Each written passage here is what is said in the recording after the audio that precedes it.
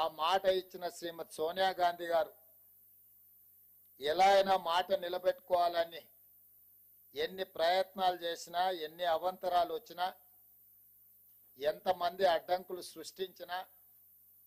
ఒక దశలో పార్టీకి తీరని నష్టం జరుగుతుంది, అత్యధిక పార్లమెంట్ స్థానాలు, అత్యధిక శాసనసభ స్థానాలు ఉన్న ఆంధ్రప్రదేశ్లో పార్టీ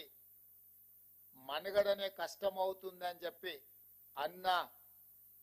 వాస్తవంగా అది జరుగుతుందని అంచనాకి శ్రీమతి సోనియా గాంధీ గారు వచ్చిన వెనక్కి తిరిగి చూడకుండా మాట తప్పని మడమ తిప్పని నాయకురాలుగా 4 కోట్ల తెలంగాణ ప్రజల యొక్క ఆకాంక్ష నెరవేర్చి తెలంగాణ రాష్ట్రాన్ని ఏర్పాటు చేయడం జరిగింది. అంత గొప్ప నాయకురాలు,